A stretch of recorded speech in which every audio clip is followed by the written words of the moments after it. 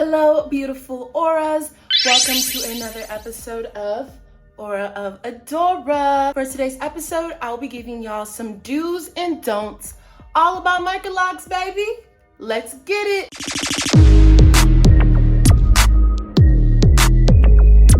So let's get into a little background about my journey before I give y'all the do's and don'ts. I just hit my 3-year mark on my microlocs. I would show y'all my length, but I got this cute bun action going on that I cannot afford to let down, okay?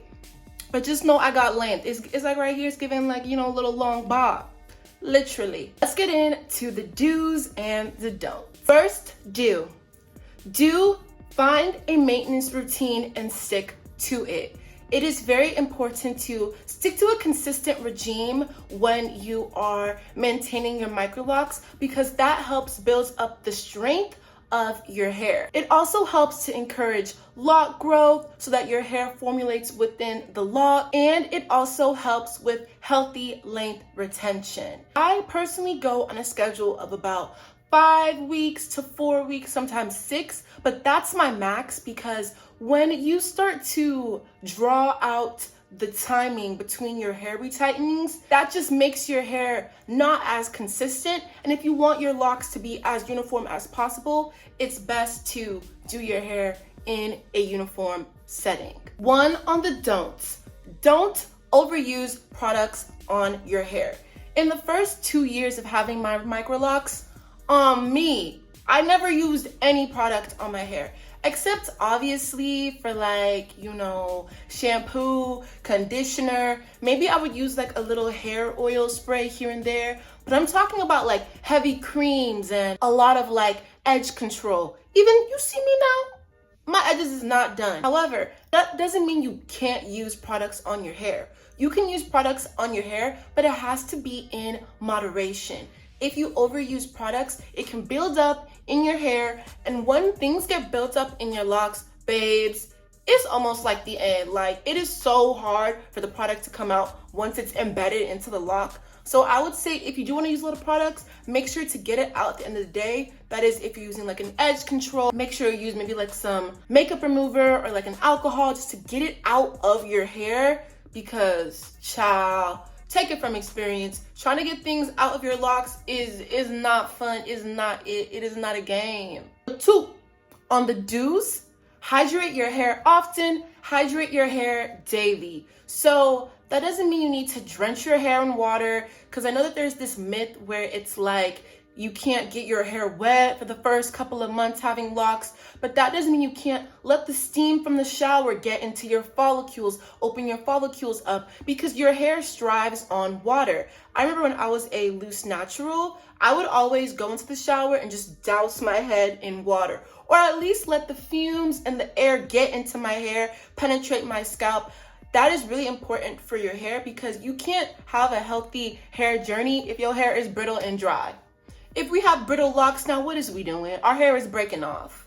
We need our hair to be growing and flowing, you know, going with the movements. So it's really important to keep your hair moisturized. That is the key, baby. 2, on the don'ts, do not dye your hair / locks without advice from a cosmetologist or a licensed hair professional. You can dye your hair before you get locks. That is what they advise. However, I've seen a lot of videos of people like dyeing their hair when they have locks, bleaching. I would say more per se, don't bleach your hair to a very high degree because that changes the integrity of your hair depending on how much bleach was used. I am not a professional. I'm just giving my do's and don'ts. This is the knowledge that I acquired from TikTok.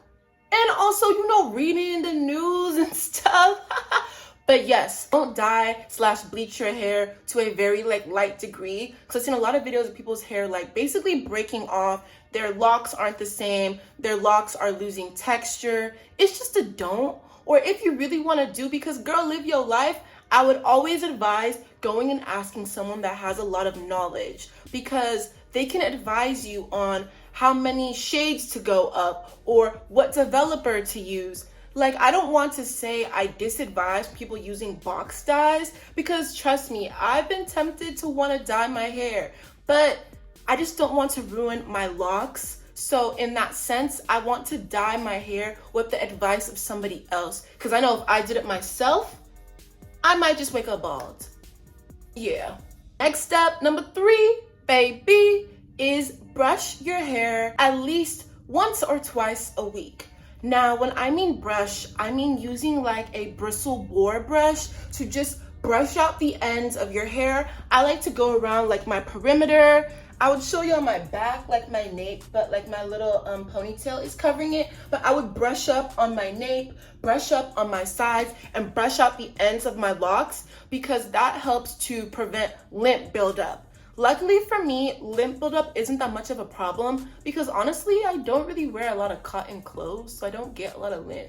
I realize that. But if you do wear a lot of clothes that attract lint, and our natural hair attracts lint, I would advise on combing out your hair daily or whenever you can. You will see a difference, and it is a very good tip to practice and maintain over the years of having locks. Because likewise with products build up in your hair, once you get lint in your hair, it's over. You can try to take the lint out with like a tweezer, but it's basically damaging the lock because you're picking into the hair to pull it out. What I like to do sometimes is I would use like a black dye to cover the lint because the lint is kind of white looking, but not all the time. But like I've said, after your hair grows out, lint becomes less of a problem, but brushing your hair helps to navigate that. Lastly, on the don'ts, do not rush into finding a loctician.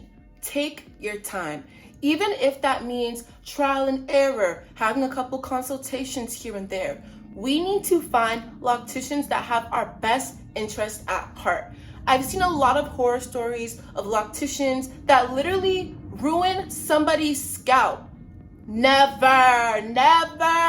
okay? But this can be avoided by testing out multiple locticians, having trust and faith, having deep conversations about your goals, your expectations. They can advise you. They can tell you what's possible and what's not possible. And sometimes maybe even having 2 locticians, maybe to kind of like have a check and balance system. Maybe get your hair done by one if you're just trying them out, then go to one that you trust more and ask them, hey, am I on the right track? Are they doing this correctly? Do I have any holes in my locks? Do I have any damage? Do I need repairs? That will help you to be on the right track in a healthy hair journey. We've made it to the end of my video.